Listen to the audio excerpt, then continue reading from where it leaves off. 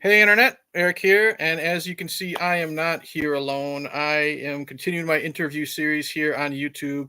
I am here with fellow YouTube content creator and actually really good friend of mine that I've known for year and a half, maybe a little bit longer. Keith, Almost 3 years. yeah, that long. Damn, I didn't Yeah, realize it was that fast. Keith, GoreAphobe, appreciate you showing up, spending some time with me and shooting the shit, man. How you doing?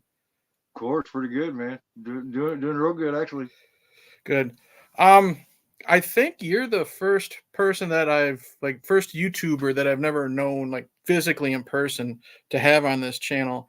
And I'm trying to remember, for a little backstory for anybody, coming in this late, how we actually met. Was it through maybe Night Watch, I think, through his streams, and then I was a guest on your channel? Maybe, yeah. And then I asked you to do the Fright Night review, and then it kind of just went from there. Yeah. Yeah.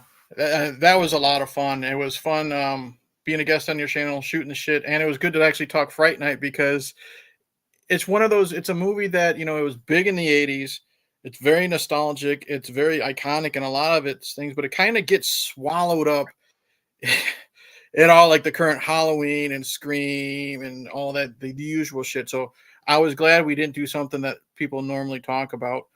One thing I wanted Right. to Yeah. talk about first though with you is your current, or I would say your best, throw a wrestling term out there, gimmick is these live watch-alongs and stuff like it. But before you actually started doing that and finding your niche, you were doing like unboxings and collecting showcases and stuff like that.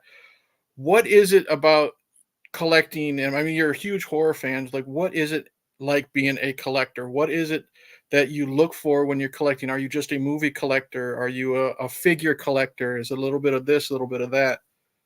It's all that, man. Uh, Phew. Let me see. I started with figures and movies, Mm-hmm. and for about the last 10 years, I try to get all the stuff that's the hardest to get because there's nothing like receiving it and getting it. Like for instance, the pieces thing, with the box and the puzzle.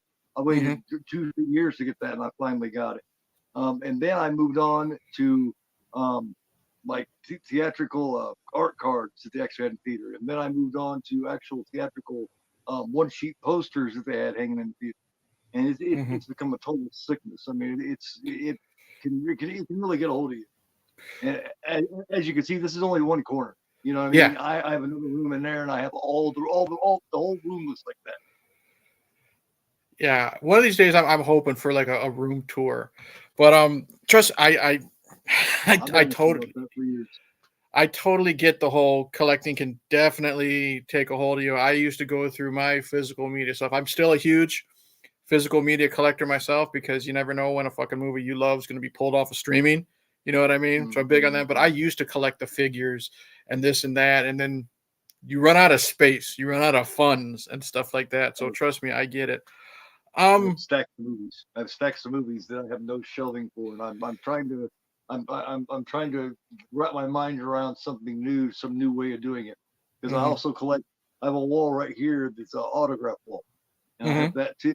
So it's like that's room has become a big thing. I've actually considered renting a bigger place for my shit. You know what I mean? really. But it's down to money. You know what I mean? I I have spent I'd hate to say how much I've spent.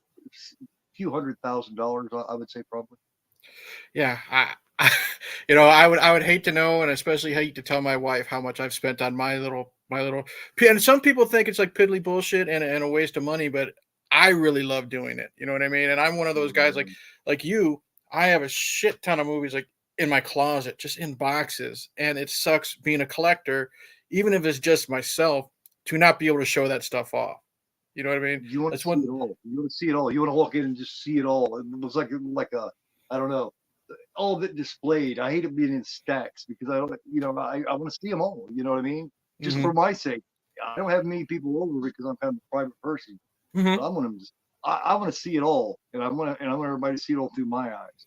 Like Yeah. I plan on doing a tour. I've threatened that for a while, so I've never actually done it. One time, about 6 months ago, I took the phone up there. and I went around real quick and shit. And everybody was like, "Man, that was just a blur. We couldn't see nothing." I was like, "I'll do it soon." Just a And I little never tease. did It's it. just a little tease. One thing I didn't think we'd start off like talking about collecting. That's what I like about these interviews. I have bullet points, but that's just how you and I get. When we get together, we talk fucking tangents. Do you have anything? First, blanket hello to everybody in the chat.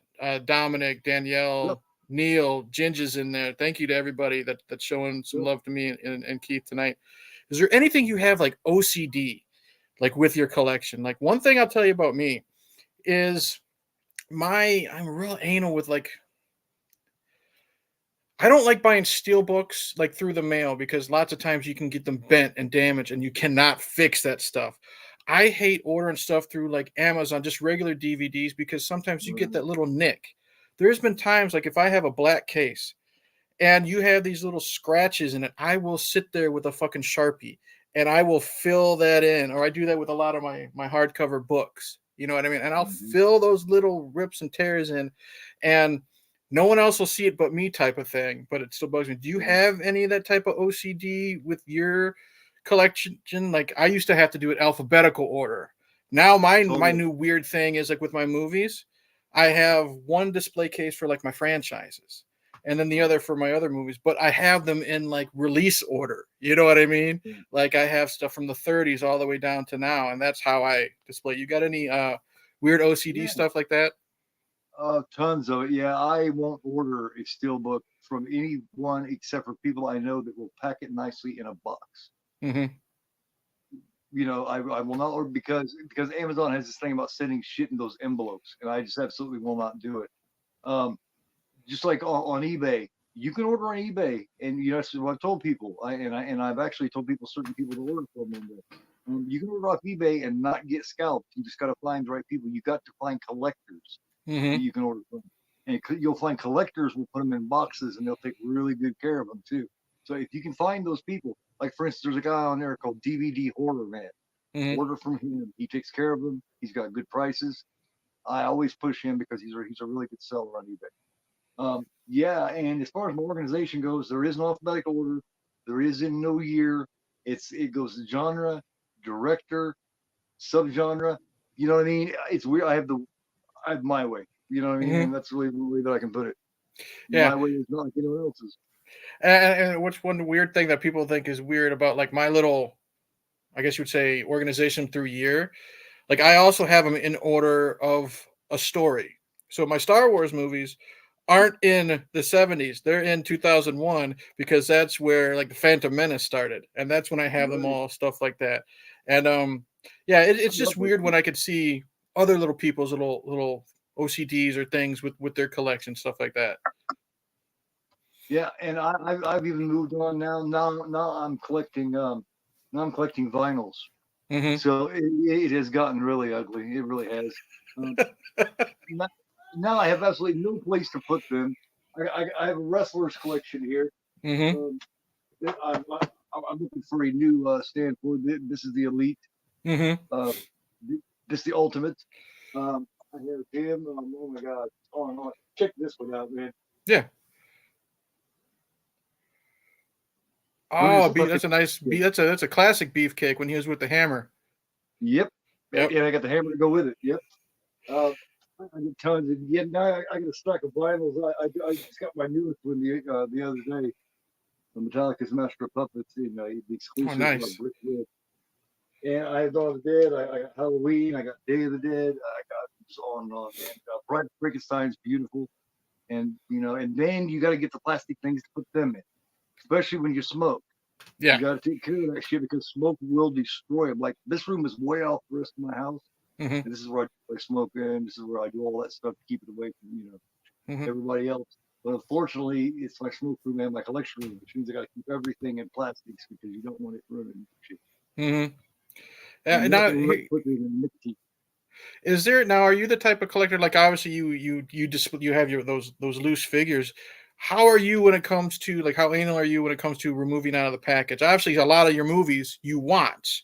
Now, It are there depends. certain ones because you're the type of collector that will have like 25 fucking versions of one film, Now, are there certain ones that you don't want to open? Or are there certain ones you feel like you have to open because you know there's like extra goodies inside or stuff like that? How are No, you it with just opening that type of shit? it just depends. Some things are like these right here. Mm-hmm. These right here are sealed because Mm-hmm. they've been out of print since 2009, and I have just about every one of them. Mm-hmm. Things like that, yes, are still sealed. Um, Figures like the old some of the old movie maniacs and shit like my Captain Spaulding, the first NECAs. Mm-hmm. They're still in the package because my Captain Spaulding is signed by Sid Haig. Um, my Norman Bates is still sealed. The original The Thing is Mm-hmm. still sealed. Pumpkinhead, um, um, uh, Dr. Satan, Captain Spaulding, Candyman, shit like that. I got some more right here. I got Billy and his brother, from um, uh, Silent Night, Deadly Night. Mm-hmm. Um, and then it just depends. It Yeah. just really depends. At first, I started opening a lot of them, but then later on, I had to replace some of them because I decided that I didn't want some of them open. Yeah. It just really depends. I'm a very strange collector, man. Dude, like I said, we all have our things when it comes to our collection. Like I said, there's been times when I would spend hours with a Sharpie just coloring in those little tears, and then I realized, oh, I can't use Scotch tape here because then you could really see the Scotch tape. I got to put Scotch tape on the inside of the dust jackets and stuff like that. And so Right. trust me, we all have our things when it comes to that. Um, Yeah. your main passion that when it comes to film, what I like about oh Just back when he still had hair. Kurt Angle Ultimate just came out not too long ago. He's got his, yeah. Oh, it's true. It's hard to imagine back when he still had fucking hair, dude. You know what I mean? It's been so long. He always reminded me of Wally Cleaver, like a really villainous Wally Cleaver. Yeah, Oh heck, because he, man, he just he's heck. he's got that flat top too. You know what I mean? He looks just Yeah, like him. because at first he wouldn't even say hell. He said, Hmm. "Oh, well, just heck." It's heck, man. You know what I Yeah, mean? Just he was out of Mayberry. You know what I mean? He was all prim and proper, and that's why he only drank milk. He never drank beer and any of that shit. people say Logan Paul is the quickest to ever come along and all this kind of stuff. No, Kurt Angle was. Kurt Yeah. Angle gobbled up this business like it was nothing. When you and I first hooked up on YouTube, you were a huge, and I mean, I found out real quick that horror movies were your passion, and eventually you went from showing off your collection to doing some film discussions. What is it about the horror genre in general for you? Because you're a lover of film, in Oh yeah, general. all I over. mean, we're going to talk about some non-horror films that I know for a fact that you fucking love. But one thing I'm going to say is, what is it about horror and its many genres that just draws you to it? I mean, because you're a fan of the classics. You like stuff like Hitchcock and Carpenter, but you also gravitate towards like the extreme stuff that I don't Yeah. want to touch, like Cannibal Holocaust or I Spit on Your Grave. What is it just about the horror genre in general that just kind of tractor beams like suck you in type of thing? It's the one genre, man, that really has no limits. If you have the imagination and you have the talent and you have the passion, you can do anything with horror. What Hmm. else can you mix? What else can you mix drama with? When you mix drama with horror, you get thriller. When you mix comedy with horror, you get a horror comedy. Hmm. You can mix anything. You can do anything with it. Horror is the only unlimited genre there is, and that's the attraction to it, man. You can do anything with it. If you do it right, Hmm. it's good. Well, okay. Well, let's kind of piggyback on that. How we're talking to Goreaphobe. How does Goreaphobe do horror right, and what do you do wrong? In my opinion, I'm a purist. Hmm. So to me, you build up tension, and then you have that. You know what I mean? It's kind of like sex. You know what I mean? You don't just Hmm. jump in there and do it. Right. For good sakes, you build it up. You make it out. You build it up to a certain point, and then you take your time. A couple hours later, finally, blam! There it is. Hmm. A good film is the same way. You got to Yeah. build up your tension, man. And the way you do it bad is bad character development. Um, you know, because that was the problem with some of the way that some of the slashers got. It got to where when you're rooting for just the killer to kill people, when Yeah. you're rooting for him like he's the good guy, they've Hmm. done something wrong. You know Right. what I mean? They have done something wrong, man. I mean, we all root for Jason and shit because we love Jason. Right. But when you can't stand the people and you can't wait for them to get killed off, they fucked up. You know, you got to care about the characters, and it takes time to build that. Hmm. Yeah, well, I'll give Ginger Ninja and Friday the 13th '09 a shout out for that. He knows what I'm talking about with the characters. But see, that's one thing that I think is what I really like. And what was it honestly like? I'm bringing it up because you've mentioned it in your lives and stuff before. One of the main reasons why you do YouTube was because of your agoraphobia, and how has that helped you? As someone who suffers from agoraphobia, how has YouTube helped you, in any way? Does it, other than, meeting people, I mean, has it brought up confidence or anything like that? Has it gone that route? It's really kind of like a double-edged sword. In certain ways, it did help me. It was my one way of reaching out without having to go outside the house and meet people. I spent 10 years not really, communicating with people. At one point, I spent 2 years in the house where I didn't leave at all. So Mm-hmm. I've come a long way. Um, and actually, it's kind of a, I don't know, it's kind of an oxymoron sort of, but I prefer lives Mm-hmm. for some reason, and it's worked both good and bad. It depends on Right. who I've worked with.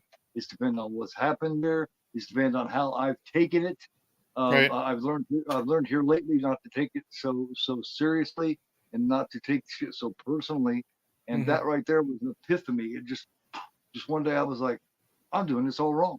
I'm Mm-hmm. taking shit too personally, and it's just not worth it. I'm here to have fun, and I can't have fun if I'm taking shit personally, and and getting upset about shit, and you know what I mean? Because people are going to be people. Right. When I first joined YouTube, all I kept hearing was how the horror community is just this wide open big family, and I was like, wow, cool. And it seemed like that for a minute, but then all of a sudden it started to show the cracks. It Mm-hmm. started to show the where it wasn't this big, huge, altogether family that I thought it was. You've got little you got circles in there Mm-hmm. too, Yeah. the little Clicks. cliques, Yeah. and that's one thing that disappointed me really bad about it. The clicks, because I hate clicks, Mm-hmm. um, but and it bothered me for a long time, but it no longer bothers me. Mm-hmm. I'm not worried about that shit. I am what I am. I do what I do. Those who want to come along for the ride, that's fantastic. If you don't, then that's cool too. Mm-hmm. Yeah, I will say that I've noticed this, like, since you kind of finally had that, I guess you'd say, epiphany. You realize that it's just like life, dude. They do have these groups, and I will say this: 4, maybe 5 years ago, the horror community, in my opinion, Mm-hmm. it was a dumpster fire. People were saying Mm-hmm. it was like it was like Mean Girls. Honestly, it's like you can't sit at our fucking Mm-hmm. table type of thing. And it all depends though about who you associate yourself with. And me myself, I am far from innocent. I got caught up in that stuff myself, and I've said it many times. I'm guilty Mm-hmm. of saying stuff that I could have just shrugged off. But it does show growth and yourself as well. It's all in how you react, and that's what Right. I've come to learn. With the people I do associate myself with now is like a lot of these people you do have to keep at an arm's length. You know what I mean? You can still associate with, you can still do content with if you want to, but you also got to keep them at an arm's length. But there are those ones that you can trust because you know that they're just here to bullshit Yeah. about movies, to bullshit about wrestling and life in general. So once you found that out and you finally accepted that, I mean, it shows in your content. And Yeah. I'm no in my longer opinion, I bitching the think whole that that's time. a lot of growth. I'm no longer bitching the whole time. I'm no longer. I'm just not worried about it. I'm Yeah. just like, hey, what's up? You know, I, and bitching, it cost me some subscribers. It cost some of the good ones that got and I can understand. Got sick of mm-hmm. me being pissed off. They don't want to see me being pissed off and bitching all the time, and Right. I can understand that. I wouldn't either. Mm-hmm. At the same time, it got rid of some of the non-wanted ones too. And I've got a list about this long of the block. So Okay. I that's another way that I took care of the negative. And once I took care Mm-hmm. of that negative, I'm on the run now. Yeah. And then I'll say this 100%. It's gotten so much better than it was 5 years ago, and it just That was depends on the definitely group that you hang out with. I mean, there's always right. that one or two people that they still gotta kind of like. There's poking the bear and having fun, like Neil here. You know what I mean? I love fucking Jason Goes to Hell. It's my favorite in the franchise. People love to pick on me for it. That's just friends. That's what friends do. You know what I mean? They shit on you. They poke the bear, but that's all it is. Like you like to give me some shit about my thoughts on Phantasm. You know what I mean? Who fucking cares? Yeah. But you have those assholes that they Take it know that one personally. thing that'll just grab you by the scrote and just twist it. You know what I mean? And when you let them get you like that, they know they have you. And that's why, like I said, when I mentioned growth, it's nice to see that you just kind of, like Skywalker in Last Jedi, you don't give a fuck anymore. So Shook it I off like a bad case of the fleas, man. I just shook that shit off, and they're all running. They're mm, all running for cover now. So fuck it, man. The people I'm dealing with now, the people that come around now, are really cool. As a mm-hmm. matter of fact, Dirk from SPC, he's a really cool guy, and he's Oh straightforward, yeah, and he's a he's right down there. He's right down there at our level, man. And he he's understands. right there. Yep. He gets it. He gets it. And Mm-hmm. he was telling me about somebody that he was dealing with when he first came in, because he's still kind of new, Mm-hmm. and he found out rather quickly, because he disagreed with a film with, I don't remember who it was. He said, and I wouldn't say anyway if I Yeah, doesn't um matter. he he they disagreed with him on a film and completely stopped talking to him. Yeah. I was like, "Are you fucking shitting me?" And it's somebody that I knew too, and I was like, Mm-hmm. "Wow, that's Yeah. fucking childish as fuck, man. You don't agree, so now you're gonna stop talking to the dude? What the fuck is that all about?" It keeps it interesting that we disagree. Mm-hmm. If we all agree, it'd be boring as fuck, man. Well, and I've always said that. I said, YouTube seriously is literally just a hobby. You know what I mean? It should be, and that's what it should always be. Always a fun hobby. It's like I went out and saw a movie, and then me and you, we work together. We're bullshitting, by the microwave in the lunchroom, and say, "Hey, did you see this? Yeah, I really hated that movie. Really, I really enjoyed it." And we can have that civil conversation. The problem is there are so many people on YouTube that take it so seriously. They they think that being a movie reviewer on YouTube is a job. They think that it's their responsibility to be honest, but if someone doesn't agree with them, the problem is like civil conversation can be dead. And I think that's what. Some of them think they're Brad fucking Pitt or something. You know what I mean? Mhm. Some of these motherfuckers that have gotten really, really popular and shit think they're Brad fucking Pitt. It's like, look, you're a YouTuber, motherfucker. You're not Brad Uh-huh. Pitt. You're not Angelina Jolie. You're not fucking Tom Cruise. Chill the fuck Mhm. out and just have a good time. You know what I mean? Yeah, and I mean it's who am I to judge what a person loves? If someone fucking loves Halloween Ends, I'm going to bring that up only because of how fucking toxic that situation was online. People were actually threatening people because they loved it and because they hated it. I mean, me, I'd rather go read a book or get laid than complain on fucking Twitter about the fact that Michael Myers got beat up by some punk kid. I don't care. You know what I mean? It's just a movie. Sure, I'd be Right. pissed if I wasted $10 in the theater, or if I wasted like 15 on a DVD. But guess what? I don't ever have to fucking watch it again. That's the Right. thing. And I have no problem with people ranting on YouTube, making these rants. A lot of the times, if you're good at it, they're really fun videos. Like Juno, he can be really good with Juno's his great, rants man. sometime. You know what I mean? But Yeah, that master. What I like about Juno is, first off, he's a young kid. You know what I mean? It's good to see kids that age, Good kid, guys though. that age Good kid, though, man. Really nice kid. actually, whether they they like the film or not, he can sit there and say why he loves this film, even though you hate it. Mm-hmm. You can have that comparison. One thing I love about Juno is you did like a top 5 or top 10 horror movies. His favorite fucking horror movie is The People Under the Stairs. You know what I mean? That's Yeah, rare. You absolutely. don't see that. And what that That's a is, lot. that shows people can get out of this Halloween and Scream bubble, or get out of this, we have to love it because it's Stephen King Yeah. bubble, and broaden your horizons. And then that's what I like about Juno. He'll tell you flat out, I hated that fucking movie. Yeah. Me and him Yeah. didn't agree on the new Texas Chainsaw on Netflix. He said it was unwatchable. I said I don't. I wouldn't call it like that. But he was still civil with me just because I liked it and he fucking hated it.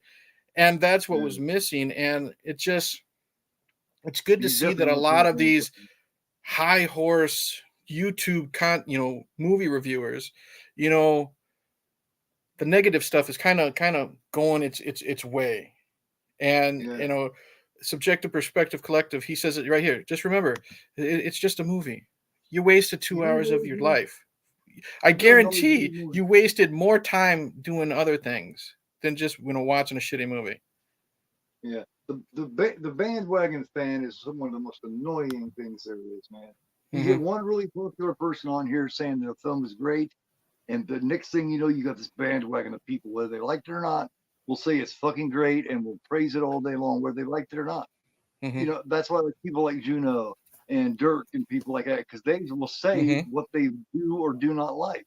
Hmm. You know, um, don't come on and join the bandwagon, man. Be true to you. You know what I mean?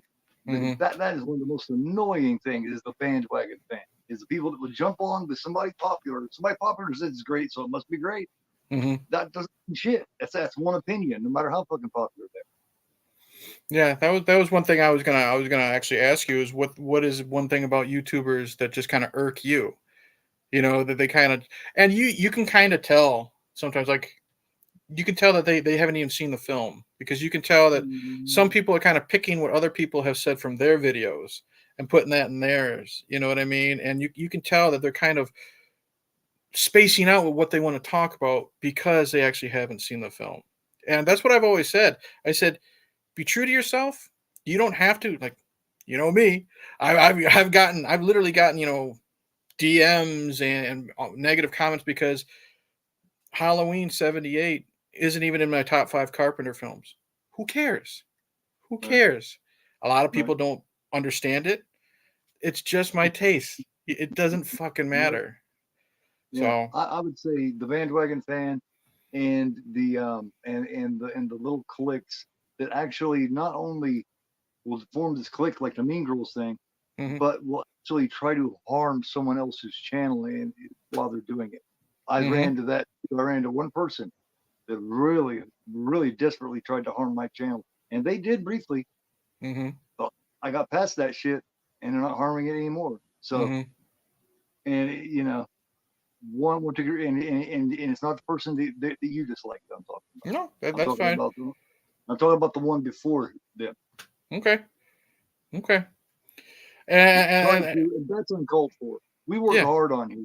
Don't try to mhm. hurt somebody else's work just because you disagree with them or have a falling out. That's bullshit. Well, we've got some people in the chat, and you and I have also got some mutual friends that have dealt with this negativity by having their channels taken away. You know what I mean? Right. Like Corey, he's dealt with that bullshit before. He's on his Mm-hmm. second or third channel because someone just kept mass Corey's a good guy reporting it, too.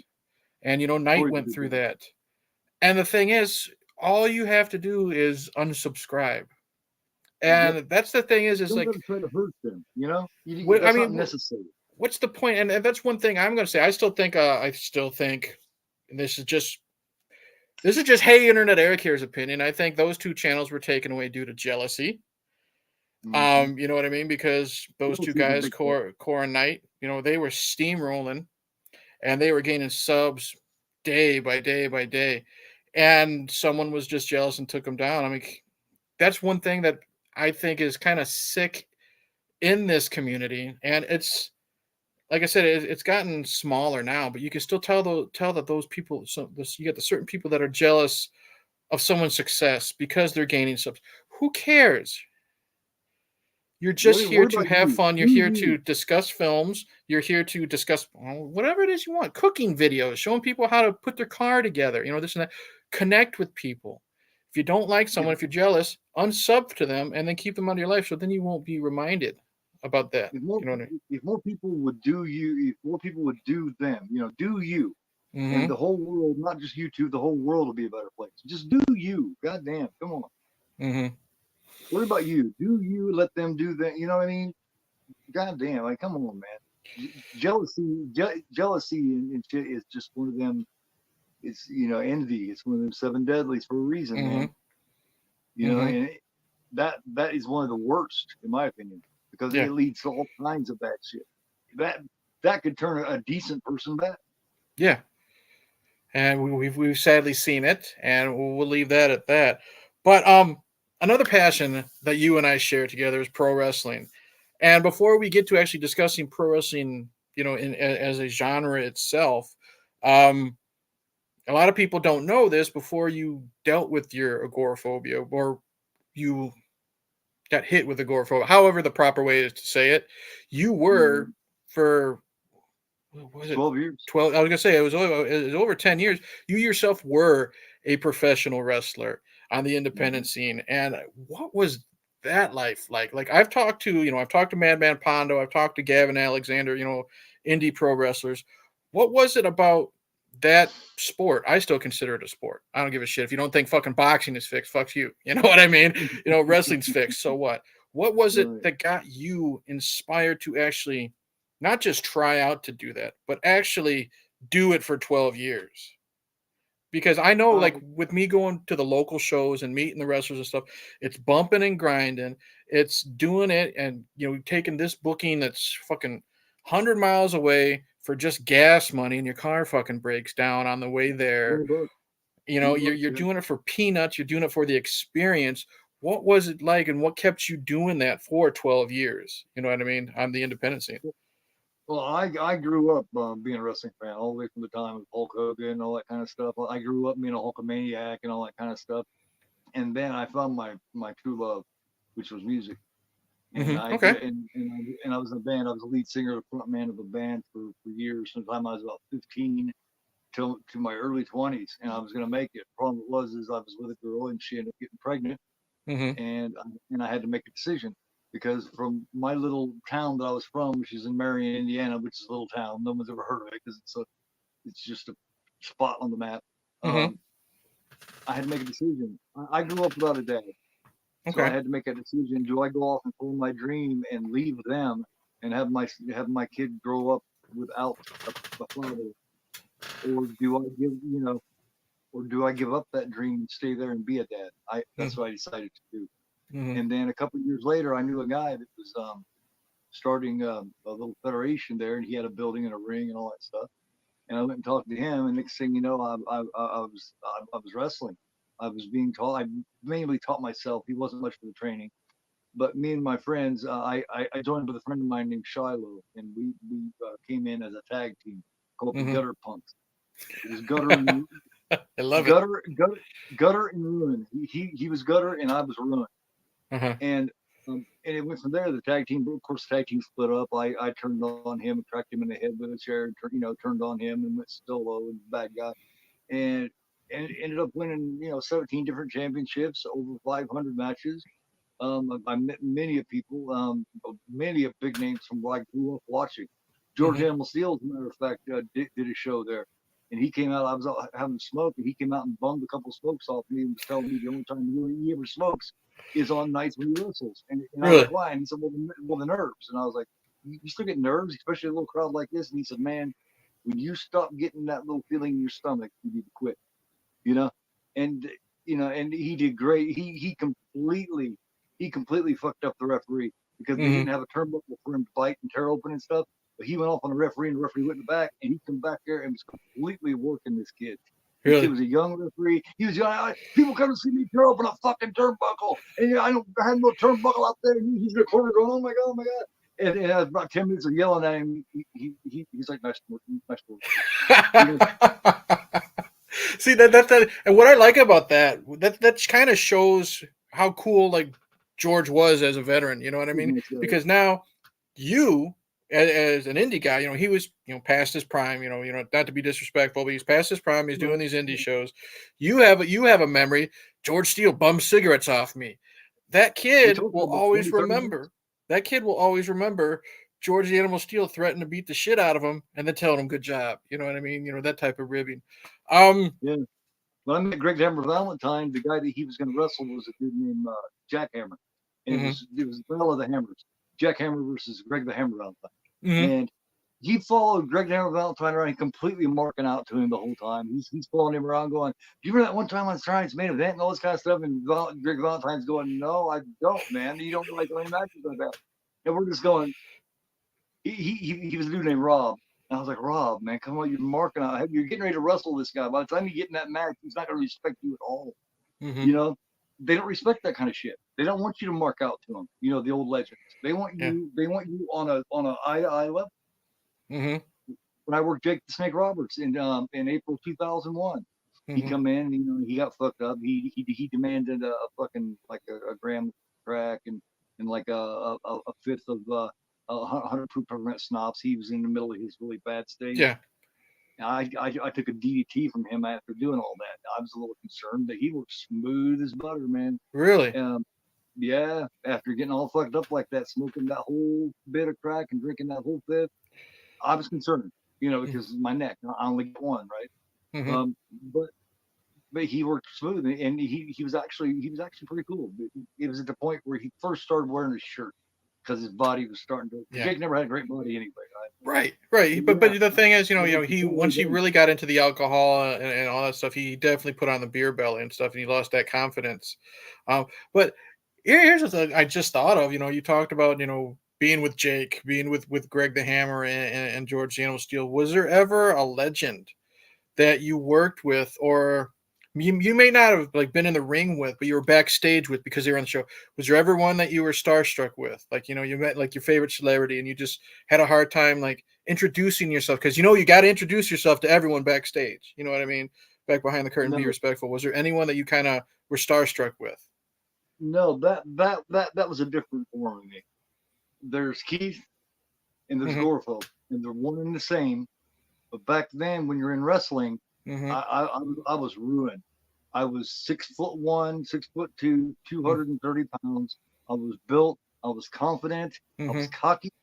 Mm-hmm. And as far as I was concerned, they came to me. I didn't go to them. They were on the same Okay. level as me. I respected the hell out of them, Mm-hmm. but I was not going to mark to them. I was and I gained a lot of respect that way. You know, Mm-hmm. I showed them tremendous respect, but I didn't mark to them. There's a difference. You Right. mark to them, they lose respect immediately. Yeah. But don't get me wrong. I love seeing them. These dudes I grew up watching. Don't get me wrong. Yeah. But I was not going to let that show. Mm-hmm. It just wasn't going to happen. I was as good as them as far as I was concerned. Okay. What caused you to stop? Was it just you didn't have the passion anymore? Was it you don't have to say if it was something specific at home or whatever, but was there something specific that led to you just not doing it anymore? It was a combination of things, man. I was Mm-hmm. tired of having to leave the house and travel here and there. Mm-hmm. And the place that worked out the most was right there in my hometown. And they had this thing where the owner of it was married to this woman, and her two kids wrestled. So Mm-hmm. his two stepkids wrestled, and they pretty much decided who got the push, who got all this. So here these two punks that are Mm-hmm. younger than I am, that aren't any better than me because I was pretty damn good.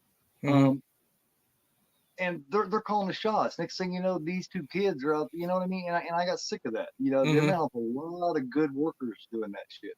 They just he let his wife and stepkids or sons-in-law or whatever you want to call them Yeah. run his business, and it ran right to the ground. It shut down. He went out of business a couple years after I quit. Really. And then I just didn't want to travel. You know, I just wanted to be at home. You know, and I was starting to get sick. Mm-hmm. I was starting to get sick. Some bad things were happening. A couple people died, stuff like Mm-hmm. this, and I was starting to get sick. I was starting to pull away from society, Yeah. and I knew I was able to do that at that time. I'd been sick a year or two, and I was still wrestling. The Mm-hmm. weird thing about it is, it may not make sense, but when I went in that ring, I was ruined. I was no longer me, and as long Mm-hmm. as I could switch and Yeah. become that character, the sickness didn't bother me as much. Mm-hmm. You Yeah. know, that may sound weird, but that's just No, the way it is. it makes sense. Like there was a story like Hogan was recently on a podcast, and they asked him, where does Hogan end and where does Terry start? And that's what he said. He Mhm. says if he goes outside to get the mail, and the mailman says, "Hey, Hulk, here's a package." He says, "Thanks, brother." That type of stuff. And he'll Yeah. shake hands, and he'll do the voice. But he says once he walks in that door, he's Terry. And he tries to separate it because for the longest time he lived the Hulk Hogan lifestyle. Like same with Undertaker. You know what I mean? He was like the last of the legends that did not break kayfabe.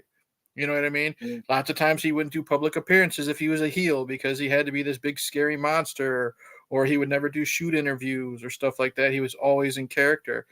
And he said a lot of times he said that overtook his life. He would wear nothing but black. He would watch nothing but horror movies and stuff like that. And he said he had a hard time, and a lot of his friends had a hard time separating their persona. Yeah.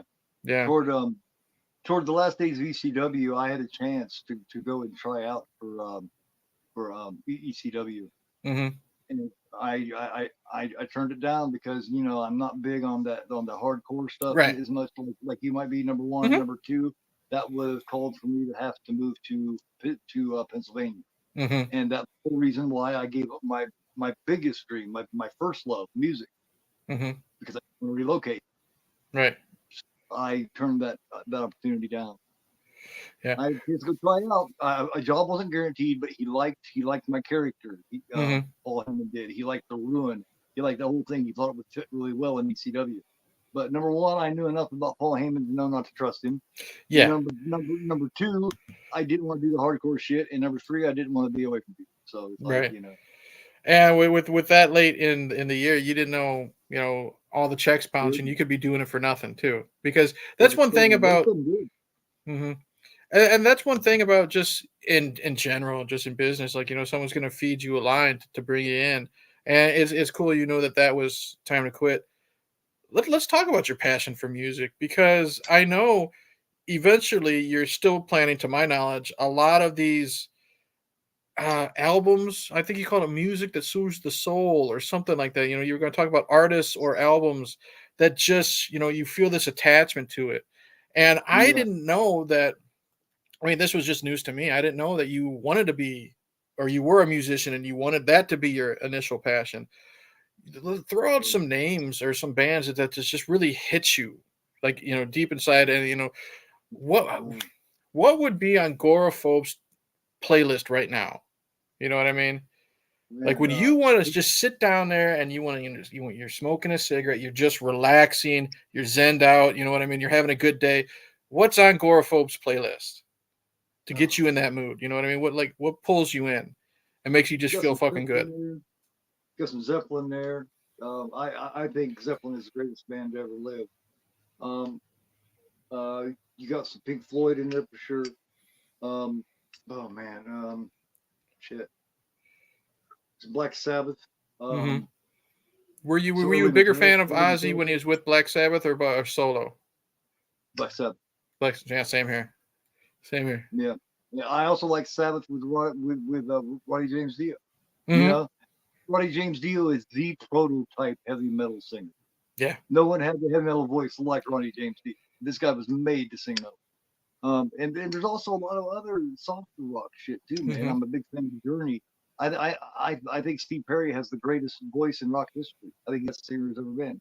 Right behind him is Brad Delp, I do believe, of Boston. He was a great singer. Have you ever tried to sing More Than a Feeling? Holy shit, it's hard. Mm-hmm. Mm-hmm. Sing it correctly. Shit, you got you got some fucking Springsteen in there. You got some Tom Petty in there. You got some Slayer in there. What do you think of Bob Seger? Bob Seger's a favorite of mine. I don't like Bob Seger. No, really? Why not? Never liked him. I don't know. He has that one song that I do like. One song, "Roll Me Away" or whatever. Yeah. That's a damn good song. I'll give him that. Okay. But I'm just not a big fan. I always called it throat. Because him and Joe Cocker, they're throat. You know what I mean? Oh, I love some Joe Cocker. I love him. But that's okay. One thing people wouldn't expect from me is I'm a huge love song fan, a ballad fan. Same here. I love a good ballad. A great ballad is my favorite kind of music. You know what I mean? So Danielle says right there, she's an 85 baby. That the 80s were huge with ballads. You know what I mean? Oh man, the 80s are all that, man. You got shit like Toy Soldiers. You got fucking Total Eclipse of the Heart. You got oh my god, what's my go-to is really fucking love. My go-to is Cinderella's "Don't Know What You Got Till It's Gone." That song, if you listen to that when somebody's just dumped you, you just want to open everything you have. But it's so powerful. I mean, the last concert I saw before everything went to shit with COVID was Dokken opened for Tom Kiefer. And Dokken, how do I say this? Don is kind of like Vince Neil was 20 years ago. Now Vince Neil's a mess. I wouldn't pay $5 to go see Motley Crue now because of how bad he is. But kind of like when he was good, he was great. When he was off, he was bad. And when we went to go see Doc, and even the guys showing us our seats said, Don's doing good tonight, so you're gonna have a good show. And they fucking killed it. They even did Dream Warriors. He can't get as high as he used to anymore, but it's still a fantastic fucking show. But then Tom Kiefer came out and he played his own music plus a lot of Cinderella stuff. And dude, there it was, where we were, where you had chairs, but everyone was fucking standing. This dude, singer-songwriter. People don't know that about him, but he's a singer-songwriter, like Jewel and like John Cougar Mellencamp. Those are singer-songwriters. Yeah, there's a difference. You know what I mean? He can sit down with an acoustic guitar on a stool, and that's all he needs is that acoustic guitar. That's a singer-songwriter. Same with like Bryan Adams. Bryan Adams can sing a whole concert. He still got that voice. Yeah. Yeah. Still.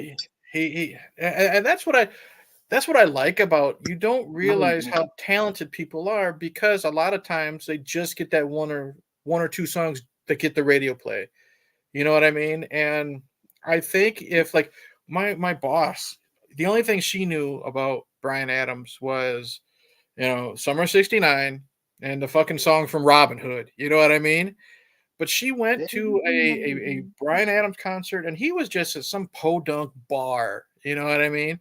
But he was just sitting there with his guitar. I think he had a drummer behind him, just doing some soft stuff. And she said he fucking blew her away, how good and talented he is. And what she likes about it is you can tell he's doing it for the fun. You know what I mean? He doesn't need to do this. He's got some fucking money.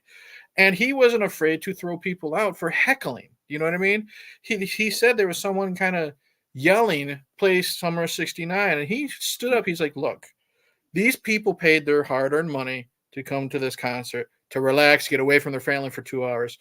I'm going to play the song, but I'll play it when I want to play it. Get the fuck out. And he threw the guy out because you have those hecklers that want to ruin the concert. And she said, other than that, due to that, her respect for Bryan Adams grew. But she said, every song he played was amazing, and she had no idea how talented he was. Oh God, yeah. For instance, my favorite groups, the ones I respect and love the most, are the ones that you listen to the whole album, and the other songs on the album are better than the ones that they released. Like for instance, "One Night Love Affair" is my favorite Bryan Adams song. "One Night Love Affair," that is a badass tune, man. And it's like the first song on Reckless, the one that has Heaven, Summer '69. It's "One Night Love Affair." I love that fucking tune, and it was never released. It was, you know what I mean. But to me, if you put 10 songs on an album and 8 of them are good, then I respect you. Don't just put out 4 or 5 songs you're going to release and have the rest of them just be filler. Filler is for fucking, filler's lazy. Yeah. There's a lot of bands that's done that over time. I could name a lot of bands right now that's done, and it was disappointing. No, this has actually been a fun conversation. Like I said, I knew you were a big music fan, but I'm kind of glad that this happened. It was fun. Everyone, you're the GoreAphobe. Everyone knows your love of horror. What I like about you is it's mostly because now your main, I'll say your main gimmick now, your main thing on your channel are these live, not so much a commentary, but more of a watch along. Because what I like about doing these, I've done a bunch with you. Whether it's Pet Sematary, we've done a handful of the Friday the 13th movies. Is we're sitting there, we're talking about what we love about the film, but we can go on fucking tangents and stuff like that. It is two people sitting down and watching the film, but just talking in general. We love this part. Hey, this happened behind the scenes. Oh, hey, did you see what happened on Raw last week? That type of shit. One thing what I really love about you, Keith, and I mean this legit, is how random your non-horror movie watch-alongs are. What I love about you is, I think it was a month or two ago, you watch the fucking Outsiders. You know what I mean? You have those random things. Like, these are great fucking movies, and you don't expect that from a horror-centric YouTuber, I guess you would say. And what is it like? Because a lot of these streams you do plan ahead. what is it like that gets in your mood to throw out something like The Outsiders or something non-horror related? Is it to break up the monotony? I mean, you normally do those ones on like a Sunday, which is more of like a relaxing day. Is that what it is? What is it? They'd be like, okay, I'm gonna throw on The Outsiders. You know, I just watched I Spit on Your Grave last night. Now I'm gonna watch The Outsiders. What is it about that? Or how does that Yeah, work out? I've done the Warriors. One of my favorite ones I've ever done was the Wrestler. And Hmm. if you watch my watch along / commentary, see, because they're all meant to, they all start out and are meant to be commentaries. It all depends on what the chat is doing. If the chat's Hmm. talking to me, we'll talk to the chat and we'll get into a conversation. If they're not talking, I will do the live commentary. Hmm. But the wrestler was special to me because it hold, even though I try to be a really good father, I do have one fuck up that I made throughout my fatherhood. There's one child that I'm not quite supposed to be, but I wanted to be. Hmm. And it reminds me so much of the Wrestler. There's a point in the Wrestler where Mickey Rourke is sitting there and he's talking to her, Yeah. and he's talking about how I don't want you to hate me and all this kind of stuff. If you watch me and that watch along, Hmm. you will see exactly how much that part impacted. Hmm. And when I did Carrie, it was the same thing. When she's coming down and she's finally got her moment in the sun, and shit's getting ready to hit the fan, and all that. And you can see how happy she is. She's never been popular. Nobody likes her. That song, I love that fucking song. That song is Hmm. fucking excellent. I have that album Hmm. because of that song.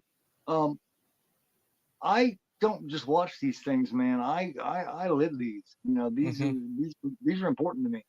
These films are important. You're never going to see me play something that I don't love or I don't like. It's Right. always something that means something to me, and it's quite simply because I have such a passion for other kind of films too, and I Hmm. have to stick those in there.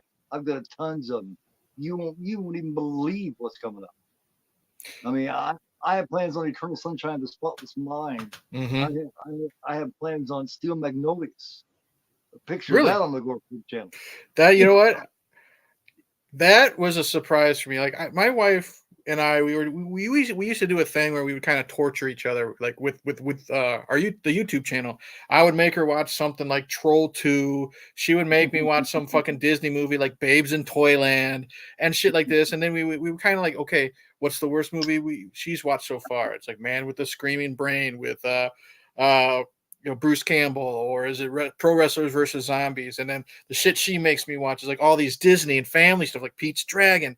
I'll tell you what, and I am man enough to say it. I sat down, I watched Steel Magnolias. I fucking love that movie. You know what I mean? It's great. I don't, and here, don't get me wrong when I describe it like this. You know what I mean? I'm like, I don't want to sit down and watch four chicks talk about life. You know what I mean? And this and that and all that bullshit.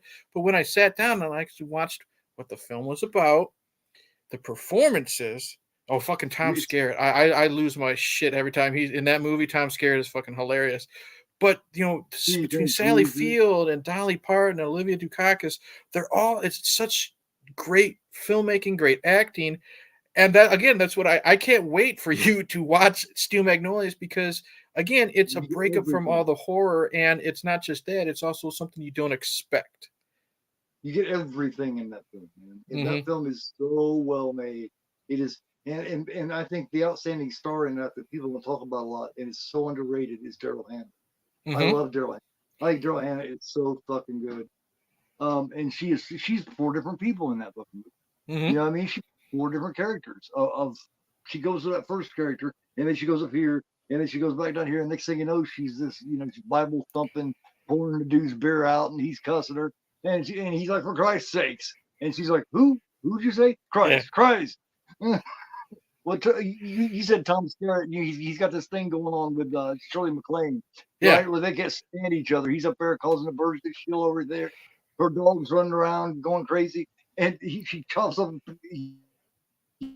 He comes up and gets a piece of cake. She chops off a piece of cake, hands it to him, and it's the armadillo's ass. Yeah. And he takes these as, gee, thanks, Louise. There's nothing like a nice piece of ass. Yeah, it was just I loved what was he always constantly trying to shoot the birds in the trees that were annoying him, just little things like that. Because I only knew Tom Skerritt from like Alien, or to a lesser extent, Poltergeist 3 or stuff like that. But then you see him in something Fine new, Dinosaur. like fucking Steel Magnolias of all things, and he's just so good in it. And And it takes you everywhere. It makes you laugh. The next minute it makes you cry. The next mhm. minute it makes you laugh again. It's just it's such a roller coaster. It's such a fantastic film. It's on my top 10 of all time, Mhm. easily. Another thing I'm gonna, we'll get to horror, but in just a second. But another thing that I know you're really passionate about, and I'm almost finished with the franchise itself. I'll have my video up on it on Monday. Is the Rocky franchise, Oh, yeah. and I know for a fact that Rocky Balboa is one of your favorite movie characters of all time. I know it's one of your favorite franchises of all time. What is it? I mean, is it what is your attachment to that character? Is it because he's the underdog? Is it because it's not a fucking boxing movie? Even Stallone hates that. It's not a sports movie. It's about a guy down on his luck. It's a love story. It's between him and Adrian. That's the story. And that even goes into the second one. 3 and 4 there, that's when it's the 80s. You get the Yeah. MTV, the cheesiness thrown in there. But then Yeah. part 5 comes along, which I'm like one of 2 people that like part 5, but he's back to down on his luck. There's a Be really back great to part in down on part his one. luck, and it's back about the relationships. Instead of losing Adrian, he's losing his son, type of thing. What is it about the Rocky Balboa character that just brings you in and pumps He's you up? just a You know what I great. mean? Is it the direction, the acting, the writing? What is it altogether? It's a character he created. It was basically about him when he had nothing. He had to sell his dog, Yep. to a friend, so that the dog could eat. Hmm. And then he took it, and then he insisted. Yet he still had the balls to say, "No, I'm not selling this to you, so you can make a movie unless I'm playing along." Right. And damn glad they did, because they had Robert Redford and all kinds of different people. Nothing against Robert Redford and them, but he's every man. He's every Hmm. man that always wanted his shot but never got it. Hmm. He's and he luck falls in his lap and he almost passes it up. And he wins in the first one. He don't win, but he wins.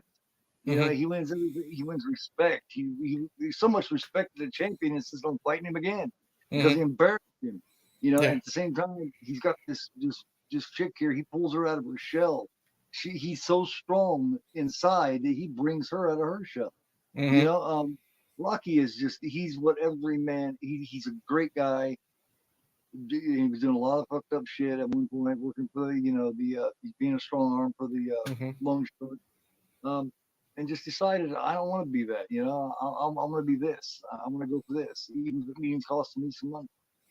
He He was was in still he school. was he was the collector that refused to break the thumbs. You know what I mean? That's what I liked about him. He would do the dirty work, but only if he had to. You know what I mean? He wanted to get his point across, and that's what you said it best. It's like he pulls Adrian out of her shell. One of my favorite scenes in the entire first movie is when she's finally had enough of Paulie's shit. She's tired of being the punching bag. She gets like nose to nose with him and basically says "fuck you." You know what I mean?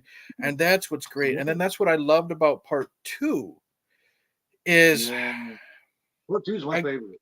part 2 is my favorite too. I think it's the best one because mainly because it's about their love. You know what I mean? I'm a sucker for a good Yeah, love story. You know, he he he went the distance. He went, that scene where he talks to Apollo. He says, "Apollo, did you really give me your best?" And then Apollo hastes to say, but yes, you know what I mean. yeah, The rest of it is, he is spending all the money. You know what I mean. Adrian's like, "No, the coat I got is fine." You know what I mean. So they're kind of having the tension. Then by the end of it, he's down on his luck, and when she has her, she has the baby early, and then she falls into the coma. He doesn't give two shits about anything. He's with her. He's in the church. That's all that yeah, matters. And then he doesn't want to see his son until she wakes up. You know what I yeah. mean? That's rough.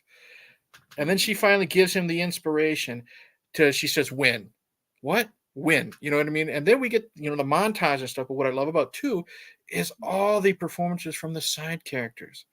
Mickey finally wakes up. Well, what the hell are we waiting for? Let's go. You know what I mean?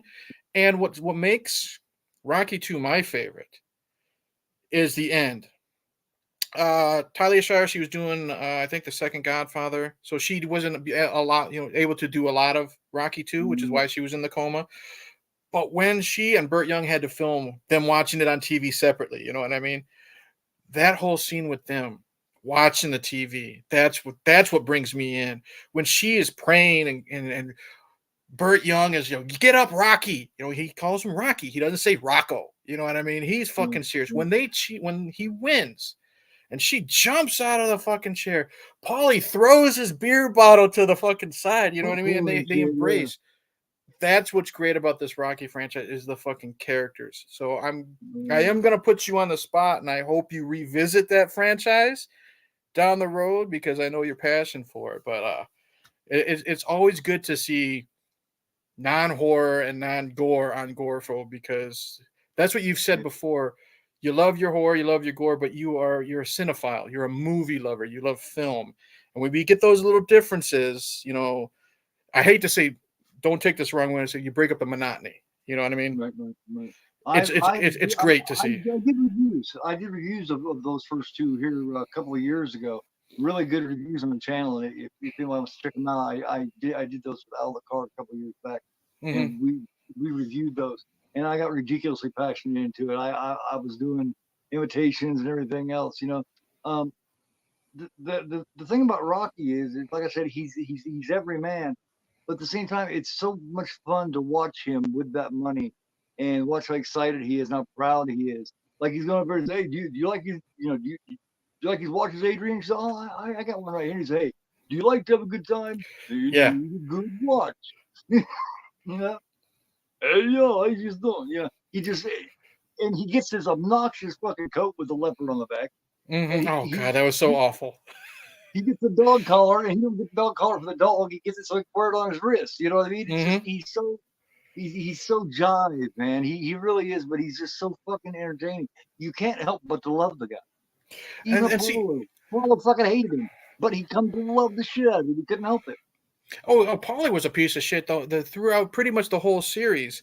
And what I liked about Paulie is that's his character. He's always looking out for himself. Rocky is in the hospital, just got the shit beat out of him in the beginning of part 2. Hey, tell Gazzo, put a good word in for me for Gazzo. The guy's fucking got the shit kicked out of me. Tell your old boss, I need a job. That type of bullshit. And even by it's Rocky, even by Rocky Balboa, Paulie just loves, he just lost his job. It's still same old little bit of racism type Paulie, you know what I mean? He was always telling, Apollo, he can't train him, you know what I mean? These type of fighters, they train differently, meaning black people and stuff like that. And then by the end of the time, that jungle jump music. Yeah, exactly. He's not a good person. You know what I mean? You saw how he treated it. Yeah.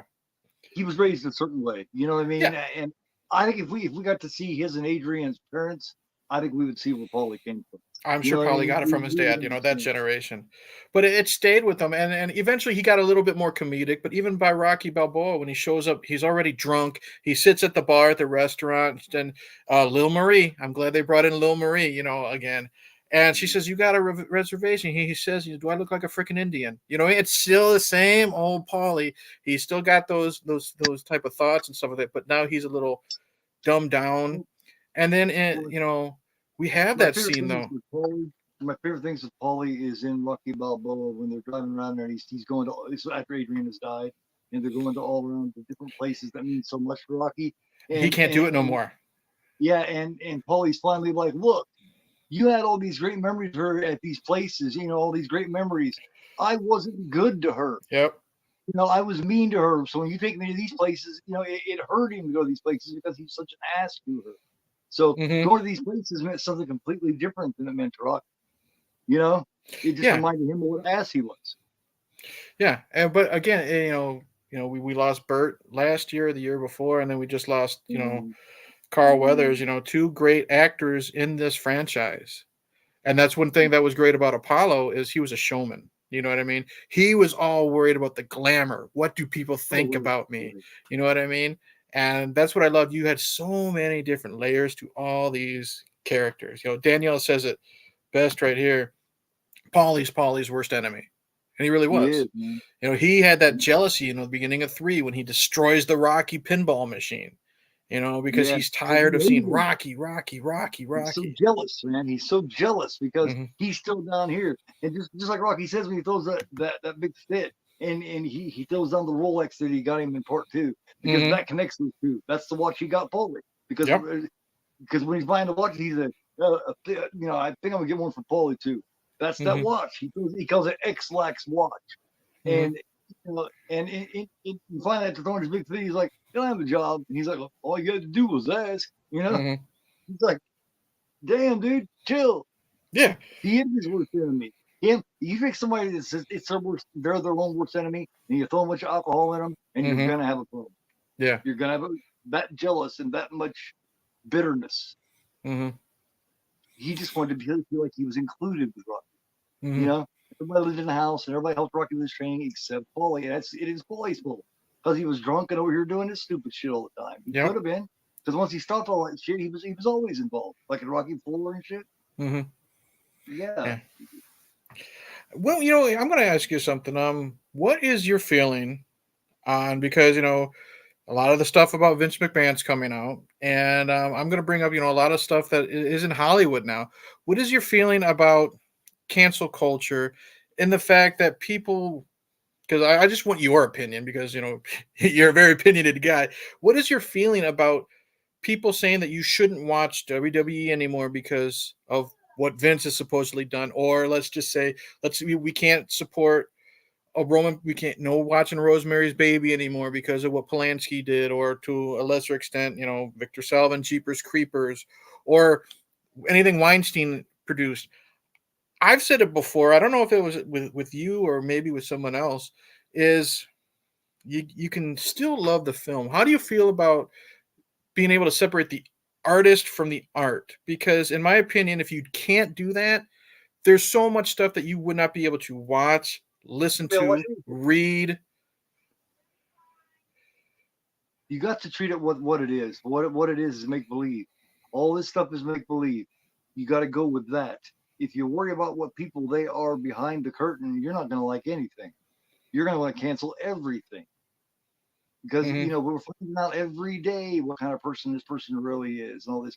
You got to be able to separate. If you can't separate that, then you're just not going to enjoy media. It's the bottom line. That's Mm-hmm. music. That's film. That's everything. Because most of these motherfuckers are not very good people. Mm-hmm. Then that's a fact.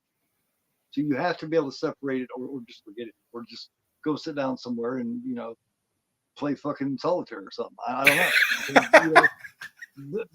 That's about all you got left. Right. You're gonna like media. You got to take it for what it is. Mm-hmm. Separate the asshole over here and just focus on the character that they play. Right. Don't worry Well, about who directed it. Fuck him. Nobody cares about that piece of shit. It's mm-hmm. fucking, you know what I mean? Fuck him. Yeah. He didn't deserve to be able to come back and be so true. He didn't. But the bottom line of it is, he was allowed to come back. There's nothing Mm-hmm. we can do about it. Right. Anything there's nothing you can do about, don't worry yourself about.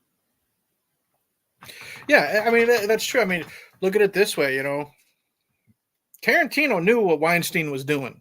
This is me. He knew what Weinstein was doing. He did. He still made money with him. He still made money.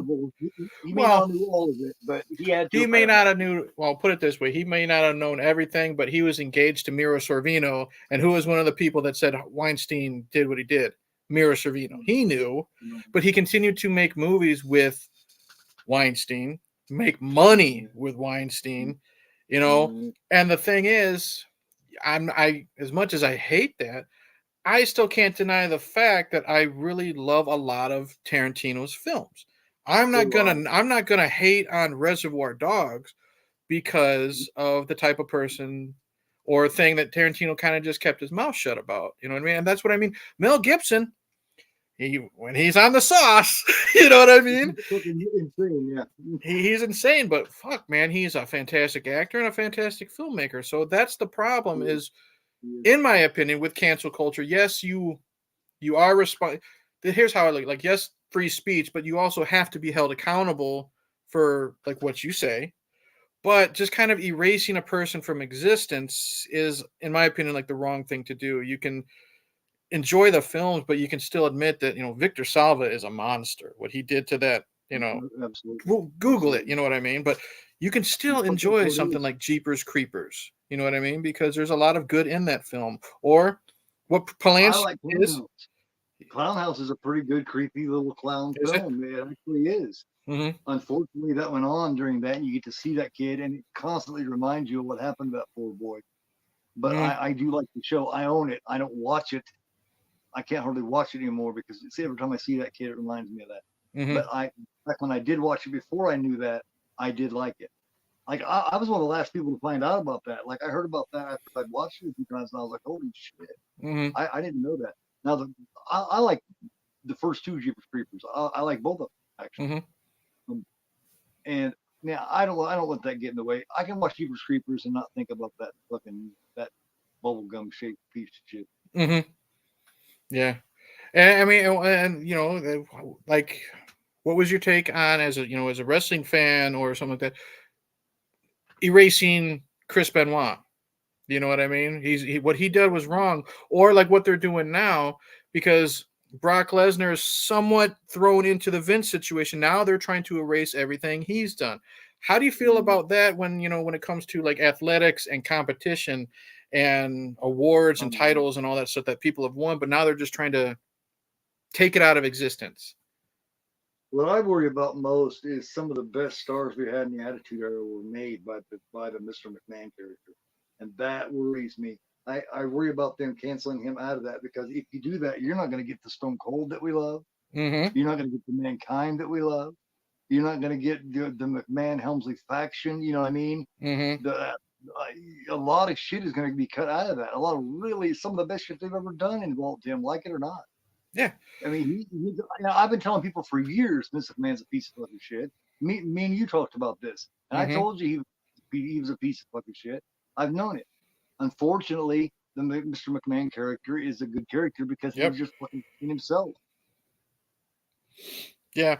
And see, that's the thing is, you know what you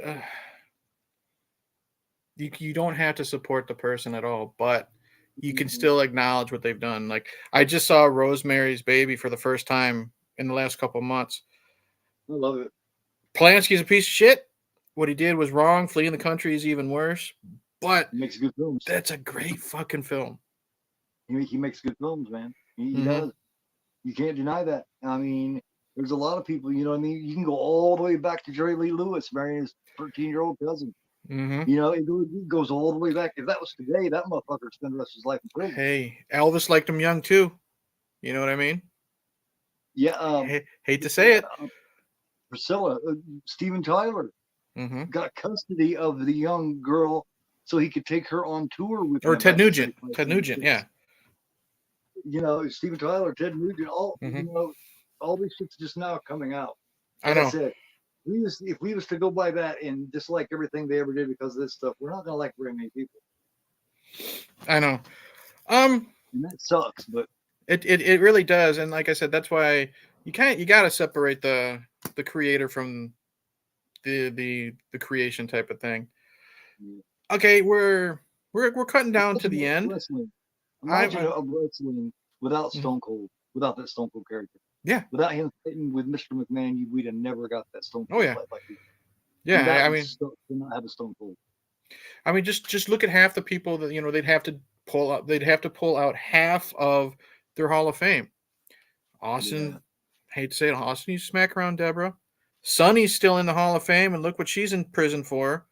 Oh Mike God. Yeah. Tyson's in the Hall of Fame in Celebrity Wing. He's a convicted rapist. You know what I mean? So it's just it's hard. I mean, I get it, but you can't really rewrite history, but you can learn from it. You know what I mean? So, Right. uh Yeah. That's a tough one, man. Because no matter mhm. what you say, you're gonna be damned if you do and damned if Yeah.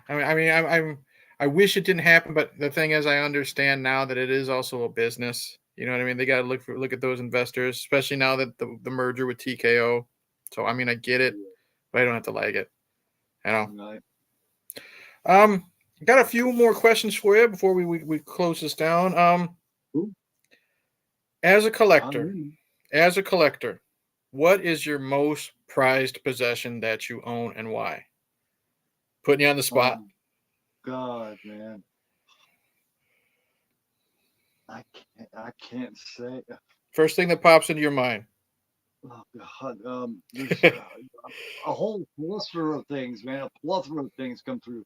My my scanner's original theatrical one Mhm. sheet. My Captain Spaulding still sealed, signed by Sid Haig on his last convention that he did. Um, oh my God. I got the Tall Man Angus Scrimm signed slipcover.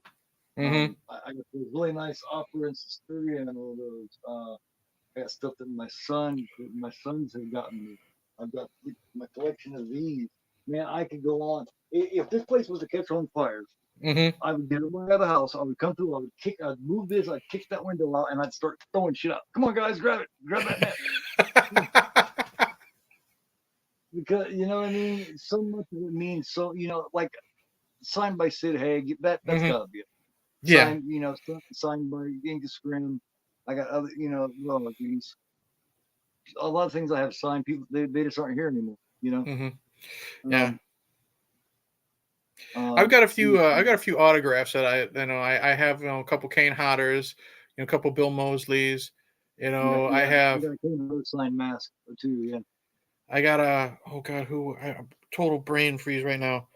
The girl who got the axe to the face in the first Friday the 13th. That actress. I got her autograph.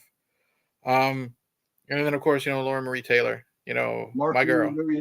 My girl. I got her autograph. So those are really cool.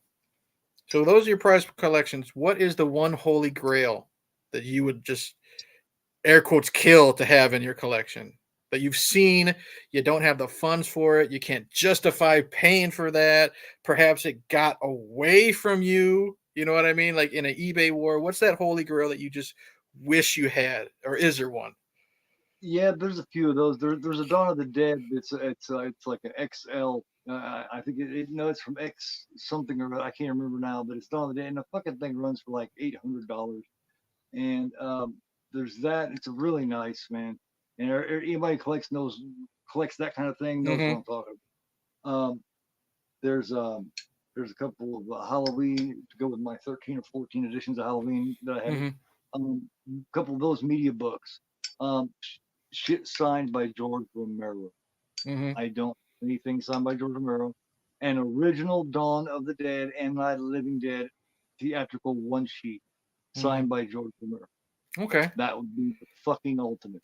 And an original one sheet, that hung in a theater in 1978, Halloween, signed by PJ Souls.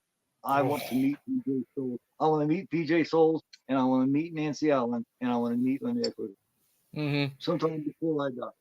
Oh man, I would. She's like, I'm not a big convention guy. Michael Ironside from Spain. I'm not a big convention guy because I'm really iffy with crowds, and also I don't want to fucking stand in a line for like 5 hours just to get an autograph, no matter who it is. But I would kill just to meet PJ Souls. I've had a crush on her since my childhood. Dude. You know what I mean? She's so sweet too. I seen interviews of her. She was so sweet and just so girl next door. She is just her, and I love that. She's such a nice person. She does. She seems so fucking cool down. That's why I love. That's another reason why I love Lauren Marie Taylor. You know what I mean? Not just because I'm a Vicky guy over Terry. No offense to Terry and her Mickey Mouse and and all those shorts, but I'm a sucker for the girl next door. And Lauren Marie Taylor, she just seems so down to earth. She seems so nice and genuine on her podcast. When she does these conventions, she'll wear the ugly underpants and take pictures with people. She didn't realize how popular she was until she started going to all these conventions. Kind of like Betsy Palmer. Betsy Palmer had no fucking clue how much she was loved by you and I. We did that, movie's Greatest Mom was Mrs. Voorhees video. She didn't realize how much she was loved and respected until she saw the feedback from the fans. So that's one thing I love about PJ and Lauren Marie as well. There is somebody here. I'm going to type it up. Sure. On Friday the 13th, part 2. I can't remember her fucking name. Here we go. Friday the 13th, part 2. And last I heard, she was in really big trouble. She had been doing a lot of meth. She was in bad shape. Remember, I talked about her before. I haven't heard from her yet. I want to check in on her. I want everybody that is possible to try to show some love for her, man. I know what you're talking about. She needs it. Let me see. She played Sandra. Yep. I know what you're talking about, and I just got. Excuse the angle. I'm carrying the laptop because I think her name is Marta something. Yes, Marta Kober. And I just got. I don't know if you're a reader. Like if you like to read or any of that stuff. Let me plug this back in real quick. Yes, Okay. I have an original Halloween, Exorcist, and all that shit. Yeah, I just got this. It's called very cool. Sackhead, the definitive retrospective on Friday the 13th, Part 2. Okay. That is It cool. came out 2023. It was brand new. Okay. And they found her. They did an interview with her, Really? and she's been clean for quite some time. So she is really well known. She's not doing the public life. She's not doing talk about this a lot. This has worried me, and you know this. I've talked about people showing love to her, showing her that she does have people who care. That meant a lot to me. She meant a lot to my growing up. That movie in general. So to see somebody like that in a movie that I felt that much of going through hard times really bothered. Yeah, Marta Kober. It's hard to see the picture, and I'm not real good at. There you go. That's a current picture of her. If you've seen the one where she's all methed out, that's bad. But you can see she looks a lot healthier. Wow, that's her now. And it says, today, after a few misspent years of substance abuse and legal troubles, Kober is clean and sober and makes occasional but rare appearances at conventions. So she is actually showing up at conventions. So she's doing a lot. But I also recommend this. Everybody, they interview every member of the cast.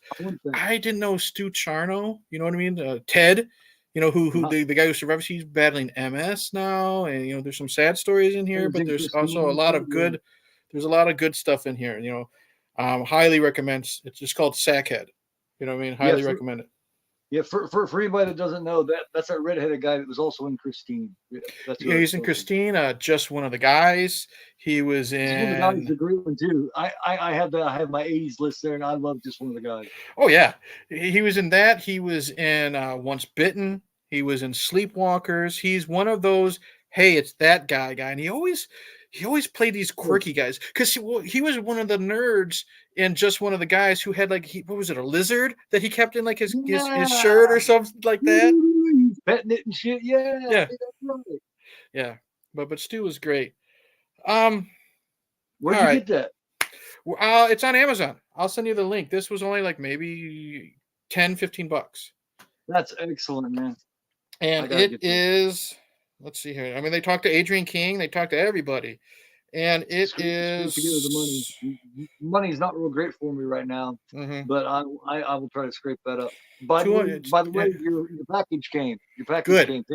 Thank you very much, man. I appreciate it. Absolutely. I'm gonna do a video and give you a shout out for it. Okay. Yeah, it was my pleasure. And I'm always happy to add to another person's collection, and especially if it's just stuff that's sitting here collecting dust. I do more uploads, don't I? I do more uploads. I'm live too much. No, it's your thing, dude. Do what you like. Well, I got a stack of shit to show off, man. I got this new fucking carry and everything to show off. I got like 10 carries too. If I love a film, I want all of them. Okay, so what we're gonna do now? I ask everybody in my interview series this question. A little morbid, but we ask this question. It's your last day on Earth. You know it. You're walking the green mile. Okay. What is no limitations? What is GoreAphobe's last meal? I've had so many things. I've had Derek from yesterday's podcast. He had this huge drawn out like fancy steaks and this and that. It was great. And then I had someone like Madman Pondo. He said, just give me a steak and some Stouffer stuffing. You know what I mean? So it's all random how it is. What is GoreAphobe's no limit? Drinks are included. Last meal. Gotta have a nice ice cold Pepsi. I'm a Pepsi addict. Oh jeez, man. I don't know. Maybe some really good, authentic. Really authentic Mexican food. Big, nice stuffed burritos smothered with fucking the red ranchero sauce and the queso cheese melted on it. really, really good one. Like one as big as your head. There's a place in Muncie here in Indiana that says burritos as big as your head, but they're not. Mm-hmm. Yeah, that with like that with like a Pepsi maybe. Yeah. Stuffed with steak and chicken and shrimp. Mm-hmm. All that good shit, man. Yeah. Yeah. I still don't know what I would do. That's what I like about thinking of these questions where I don't have to think the answer, because that would be tough for me. But yeah, I That like might be it. a little different, you know. I like it when, people go with that comfort food. I'm going to get a big ass fucking burrito. You know what I mean? Stuff like that. So that's really cool. All right. We're going to end this with what I like to do, some word association. I'm going to throw out some names of people, some films, and you can say as little or as much as you want about the subject at hand. All right? All right. All right. Halloween 1978.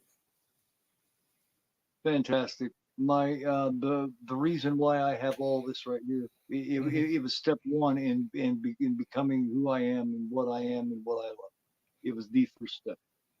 Fantastic. Back when Jimmy Lee Curtis was the Jimmy Lee Curtis that I liked. Mm-hmm. Okay. Let's go to the man who started it all, with 78, John Carpenter. Did a lot of his best work all the way up to probably The Thing, maybe a Mm-hmm. little bit past that. He changed a little bit after that. I mean, I like They Live and all that, but he worked best when he worked with Deborah Hill. That's when he put out his best shit. Deborah Hill was the other part of him that he needed. Mm-hmm. Okay. I'm a big fan of Deborah Hill. Let's throw out another master of horror, Wes Craven. Ooh, oh man. Because I know you prefer his Well, earlier stuff, like Hills Have Eyes. A lot of it Last pre House on the Left, Elm Street. Nightmare on Elm Street. I like Nightmare on Elm Street, Hills Have Eyes, Last House on the Left. I can't really think of all this shit. I went and seen People Under the Stairs at the theater. Um, he, Wes Craven's a mixed bag, man. Mm-hmm. He's, you know, what I mean, he really is. But he even did the fucking the Bridges of Madison County or whatever. You know what I Oh, mean? Music from the Heart. Yeah. Yeah, yeah. He's just I got a lot of respect for him, except for the fact that he not long before he died, he said if he had a chance to do Last House on the Left again, he wouldn't have done it. And I think Really. that he and that disappointed me a little bit because that's a Mm-hmm. really important film. It's Mm-hmm. about a lot more than rape revenge. Yeah, and it is the reason why I don't revisit that film is because of that scene. I don't like. I Really can handle cool. that. I can handle that in movies if it's not gratuitous. You know what I mean? But he was going for the realism, so I get They're that. so cool. It's And, those villains. mhm, Those villains are so cool. You can feel the cruelty coming off them. mhm. So mean spirited.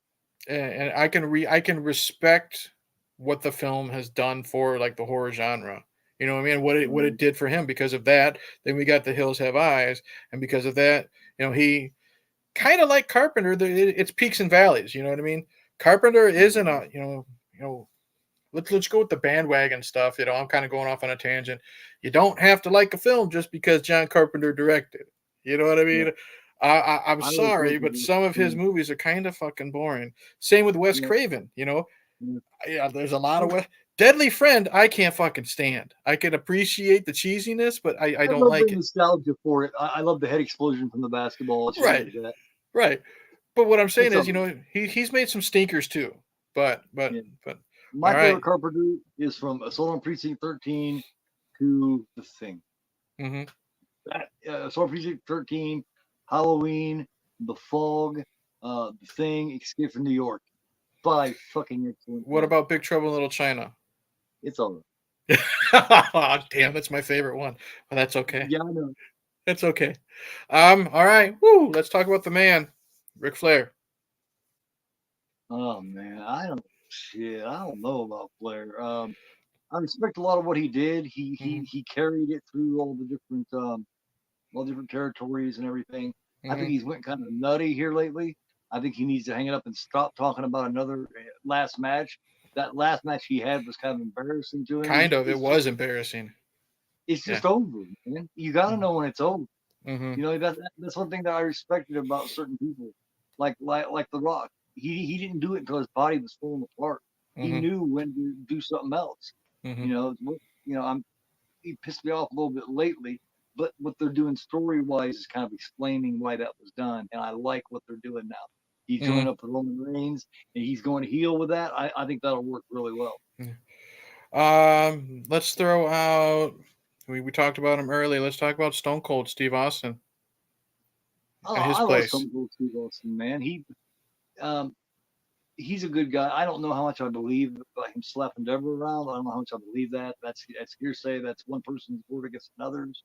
Okay. Did you hear about Billy Jack Haynes? Yes. Oh God, we can go off on a Billy Jack Haynes tangent. Holy shit, murdering his wife. The same dude that Sherman talked about how Stone Cold was such a coward because he slapped this woman around, that woman around, fucking murders his wife. Yeah. This guy, oh my God, if anyone wants to go off on a rabbit hole, just type in Billy Jack Haynes shoot interviews. And his brain is fried from CTE. His brain is fried from drug abuse, this and that. But he would talk about how Vince McMahon had the Benoit family murdered because Daniel was his love child. And this, it's a scary, scary stuff. And he was off his rocker. I knew he was Looney Tunes, but I didn't think it would end up leading to this. You know what I mean? So. Well, a couple of years ago, he was talking about how he wanted to run into Stone Cold Steve Austin so he could whoop his ass. I was like, dude, you might as well fucking forget that. Yeah. Stone Cold is something a mud hole in you, old man. Yeah. You know, Stone Cold's still in good shape to be 50-some years old, and you're kind of shrunken down, wasted looking. I wouldn't fuck with that, you dumbass. You know? Stone Cold would whoop his ass, man. Yep. He may have been bad in his time, but his time was a long time ago. Yep. We're going to go with my number one guy of all time. Thoughts on Undertaker? Oh, I love Undertaker. Lots of respect for him. He's a man's man. I'm not big on man's man as far as, you know, tools and all that kind of thing. But he's a man's man as far as respect. He respects you, treats you well as long as you have respect for him, and as long as if he sees you're a good quality person, he treats you as such. You know what I mean? They talk about him, you know, run locker room and all that. That's because he earned, you know, being the guy he was. There's a reason why people talk about him with such respect. There's a reason. You don't get that by accident. How do you feel as a former, you know, pro wrestler? How do you feel about shows like Tough Enough or stuff like that show you the behind the scenes stuff? Were you one of those guys that were kind of pissed when kayfabe was broken and like Bobby Heenan said the magic is gone? Yes. And one of my top two favorites is one of the people that broke it wide open, and that was really upsetting. When the Montreal Screwjob happened, Bret came out. Bret Hart, and you know how I love Bret Hart. He came out and just told it all, and I was like, dude. Then Honky Tonk Man did a video on it. The next thing you know, everybody knows it's so bad that the regular public uses wrestling lingo to talk. I'm putting this guy over and shit. Man, he ain't no wrestler. Come on, that's wrestling lingo. There's certain things in wrestling, like the handshake. All that shit is sacred. When you run that, you run the magic. It's like getting a 4 or 5-year-old kid and going, oh, by the way, there is no Santa Claus. I'm really Santa Claus. I'm the one that puts the presents there. You know? Right. Yeah. I mean, it was a man. It's a different time. I remember growing up and thinking, you know, shit like Papa Shango really put the curse on the Ultimate Warrior, and you know all the comic book shit, you know, that type of stuff. It's a different time. You can suspect it all day. You can suspect it all day. But when it comes straight out and say it, you know what I mean? As you get older, you start to suspect, and you're like, man, that didn't look, you know, that looked kind of nuts. Right. But when somebody comes straight out and tells you, it's just like, I'm a big believer in kayfabe. I really wish they would look in kayfabe. Well, what do you feel about? Well, we'll talk about Bret Hart. What do you feel about? Because he's still so bitter. You know what I mean? This happened back in '97. What do you feel about wrestlers like him, or you know, I don't want to speak ill of the dead. You know, superstar Billy Graham, who have been out of the business for so long, but they still have this deep-seated resentment to one fucking thing. Like he still can't talk about how. You can't get into a conversation without Bret talking about how the Montreal Screwjob messed him up, you know, this and that. It's been like, again, like I said, 1997, I was looked at as a real hero type of thing. How do you feel about these type of wrestlers who just can't let that stuff go? he it became too, you know, it's for the character and the person kind of mold into one. You Mm-hmm. know, he it's when you start to believe your own bullshit. Yeah. You know, and I did the same thing when I was a wrestler. I've done the same thing as a YouTuber. The worst Mm-hmm. thing you can do is start to believe your own bullshit. When you start to believe your own bullshit, you're fucked. You know, Right. you can't do that. Mm-hmm. And all it does is just tear you up. In the end, you just look like an asshole. And Mm-hmm. it has aged Brett terribly. Superstar Billy Graham. It just makes you look. It's Petty. pointless, man. It's Yeah. pointless. Yeah. Pointless. A Believing couple your own more. bullshit in any layer of life. Mm-hmm. Believing your own bullshit is the worst thing you can do. Yeah. Yeah. Let's throw a couple newer filmmakers out there, or he's not as new, but what do you think about like someone like Eli Roth? Eli Roth is kind of a mixed bag. I really enjoyed Cabin Fever. Mm-hmm. I liked the first Hostel. Second Hostel was okay. It was pushing just a little bit. I don't like I don't like the violence just for the sake of it. Mm-hmm. You know, there's got to be some reason. Good. You know, there's got to be good story behind it. You got to give me a good balance. Mm-hmm. Um, I do like his Green Inferno. A lot of people don't. I like it a lot. Yeah, I enjoy it too. And a lot of people put it down because they say, oh, it's not like Cannibal Holocaust. It's not a remake of Cannibal Holocaust. It was never supposed to be. Right. It's its own thing. I enjoy it. I haven't seen Thanksgiving yet, but I plan on really soon. But Ross, all right. He's got some good stuff. I don't like everything he's done, but I do like Okay. I really liked his Death Wish with Bruce Willis. I really liked that one. I it. I dug didn't that one. realize he did that until after. I was like, wow. Mm-hmm. I really dug that one. Um, Yes, he did. he is definitely newer to the horror genre. Came from comedy. How do you feel about Jordan Peele? Um, what's the best way to say this without um I don't know. I think he has too many messages to put out. Okay. I it's like I don't feel the fun in his filmmaking. I feel Mm-hmm. like he's always trying to make a point, Mm-hmm. and that gets on my nerves when someone's always trying to make a point or always trying to say, you know, always trying to tell you something. Just entertain me, man. You don't got to tell me something all the time. It's all in the way it's presented. Like Yeah, I'll give an example. I like Get Out, but the ones after that just seem to be hammering this point into my Well, head. It's that's what I you was know, saying. I'll give you this. I'll give you this example. The original Candyman. It dealt with racism and this and that, but it was just little things sprinkled in. You know what I mean? You can get the point. Like even Virginia Madsen says, you know, the cops came and picked me up because I was a white girl in the hood. You know what I mean? Beat up type of thing. So they get the little message here with even though he was just the producer, but the newer Candyman was kind of beating you over yeah, the head with their message. I understood it. I get it. yeah, It's your own film. You want to make a message, that's fine. But when you kind of just every 10, 15 minutes still add to it when we've already gotten the yeah. point, it kind of, in my opinion, takes the mess, you know, it makes the message seem less important because now you're just kind of sick of hearing it. Yeah, don't force feed me anything. Right. Just let me enjoy a little bit. I get it. You know, I fucking get it. Okay, Hmm. I Yeah. understand. Don't force it up my ass and down my throat. Hmm. Okay. This is a definite, this is a definite hot button for you.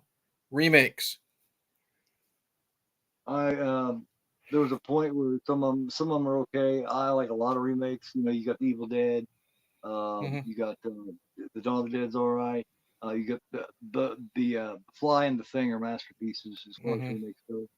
Um, there's a few of them that are really good. I just wish they would stop with all the damn remakes. Hmm. Stop. Just halt. I don't got a Hmm. problem with remakes, but when you're doing more remakes than you're doing original shit, it's like, where's the imagination, man? Give me Hmm. some imagination. Give me something new. If everybody thought this remake way, Hmm. we wouldn't have any of the great classics we have. We wouldn't Hmm. have Halloween. We wouldn't have Night of the Living Dead. All we would Hmm. have is constant remakes of fucking, you know, I don't know, fucking murders in the Rue Morgue. You know, we had Hmm. if they had thought that way, that's all we'd have. Hmm. You got the imagination. You got a lot of new filmmakers here. A lot of A24 guys agree Hmm. with me Hmm. because A24 does a lot of really good work. Yeah. I hope they don't get too Hollywoodized and get screwed up. Yeah. I got a problem with remakes. Just let's balance it out a little bit. Mm. I constantly am hearing about a new remake, Yeah. constantly. To piggyback on what you're saying, Danielle, I understand completely. Racism is definitely horror, not so great for entertainment purposes. I personally was just using it as an example because of how Mm, it was done in the original Candyman compared to how it was done in the newer one, where mm, we got the point way before the halfway mm, point of the movie, and then it just kept going on.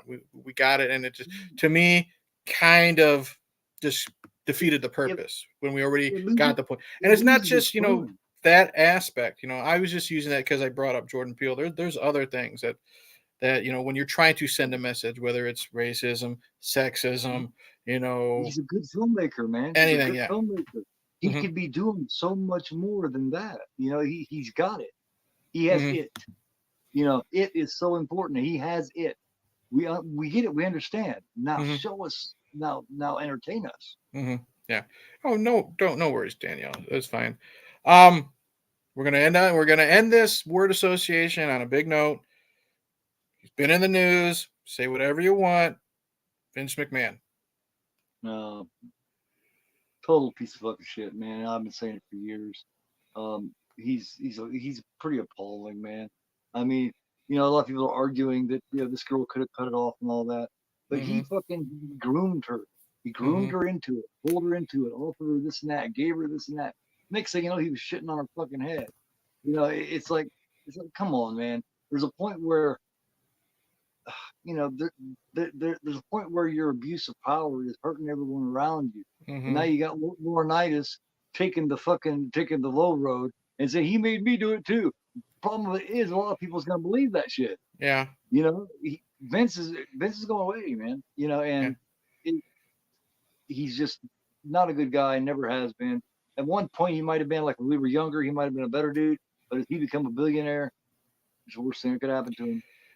There's so many stories going all the way back to a lot of the ring boy scandal, about with Pat Patterson, or just And, so many oh, harassment it doesn't stories. taint wrestling. Well, it just taints Suppose wrestling. supposedly getting snuck off the hook for what he did Mm. to his mistress. But I will say this, wrestling wouldn't be where it is today without him. But I honestly never thought I would live to see the day where he is gone from the company. He will never be back from the company, and it's not because he passed away. I never thought I'd be alive. You know what I mean? Yeah, I think they had a bigger plan, Mm-hmm. and I think it's all been set up to rid of his ass, to get his ass out of there. Mm-hmm. Uh, I I believe that they may have all been involved. I hope it didn't trickle down to Triple H and them. We already know Bruce will be gone. Mm-hmm. Bruce is good. Bruce will pack his shit, you Yeah. know, because he's going to be gone. Mm-hmm. Um, it's unfortunate because it just taints wrestling, man. It taints all the fun and the fucking coolness about what we grew up watching, Mm-hmm. and I hate that, man. It, Yeah. it pisses me off. Yeah. So on that happy note, Keith Gore, almost Thank you, man. almost 2 hours, man. I was not expecting it to go this long, but I had a lot of fun conversations. I love the Oh, fact that we got to sit and talk music because I had no plans on talking music, dude. That's what I love about just when you and I music. get together, we go off on these tangents. Um, My first love. My I first want love. Music. I want to say this. Where can we? Well, first off, any social media links you want to plug? I mean, you are on Instagram at GoreAphobe. Your YouTube channel is GoreAphobe. What do you have coming down the pipeline? Anything you want to promote? Oh, jeez, man. I got all kinds of stuff. Go right ahead, dude. This is your time. Be Don King. Promote yourself. Of course, in the past I did the show in Horror for All with Night Watch Zone. We did a few episodes of that. I did For the Horror of It for a long time with my first co-host and then Sean Blue Digital. Mm-hmm. Um, I did with Sean and JT. We did, and talking about putting it back together again, the Canale Rimbalzo, which is roughly translated Channel Bounce. Mm-hmm. It's an Italian horror show. Film for Thought with my son, where we talked about the A24 films. We're Mm-hmm. bringing that back. We're bringing Nice. back. Me and Ryan are. Good. Um, Extreme Theater every Tuesday night / Wednesday morning at midnight. This coming Tuesday night / Wednesday morning, I'm taking a week away from Extreme Theater since it's Valentine's Day. I'm going to be doing My Bloody Valentine instead at midnight Tuesday. Mm-hmm. Um, always got my Monday night thing. This coming Monday, though, it's going to be at 5 o'clock. I'm doing Tourist Prep. Pro Mm-hmm. Wrestling Live every other Monday with Juno 2000. Last time we discussed the Rock and the Vince McMahon and all that kind of stuff. Mm-hmm. This coming week, we're doing a Jim Cornette special where we discuss Jim Cornette, which is going to be fun. I love Jim Cornette. He's hilarious. I'll tell you one thing about Corny. I don't agree with a lot of his stuff. I do think he's kind of stuck in his 70s and 80s stuff, but I will listen to that motherfucker read a phone book. He is so entertaining. Whether I agree with him or not, thank you, Danielle. Whether I agree with him or not, that man, I will listen to anything he says, positive, negative, because he's so charismatic. He's so got away with words, and he doesn't give a shit. He's got nothing to lose. You know what I mean? He doesn't work for anyone big. Yeah, great. So I will definitely at least be showing up for a little bit for that corny show. I also got every Sunday at 1 p.m. I got the Sunday afternoon matinee. Let me see. This coming Sunday tomorrow I'm keeping up my Cronenberg. I'm going to be doing Rabid. Okay. David Cronenberg. I used to do Forgotten Film Archive. You can find that, and I got tons of playlists. I used to also do what I called the Saturday morning wake up call, which is where I did Last House on the Left and them. That turned into the Extreme Theater on Tuesday nights. Mm-hmm. And I'm also every week I'm doing the round table. So on Sunday, so at 1 p.m. I'm doing the Sunday afternoon matinee, and at 5 p.m. I do the round table where we get together. Eric was on it last week. Mm-hmm. We get together, and it's basically a show where get 3 or 4 of us on there, and we go around and we just show and discuss films that don't get the love or the attention that they deserve, and just kind of trying to highlight films that are great Mm-hmm. that you may not know of, or you may not have thought twice about because it just came and went so quick. That was a lot of fun. And what I liked is when we did ours, it was all films that basically a lot of us hadn't heard of. So it was fun kind of giving spotlights to, like, me, I had nothing. A lot of it was, the goofy horror shit, you know what I mean? Stuff like that. There was a lot of cheese and stuff like that, but it was fun. Yeah, all of us were different. So I highly recommend the Roundtable show. I'm going to thank everybody in the chat at once. Yes, I'm not going to name names because I'm going to forget everybody. I don't want to do it to get pissed, but I appreciate we had as much as like 10 people here at once. I'm going to say it's because, I'm riding your coattails, Keith. You brought them here. I appreciate you sitting down for almost 2 hours and bullshitting, dude. This was a lot of fun. It's always a pleasure. Thanks for having me, man. Much love to you, man. You're a good friend of mine, and I appreciate you much.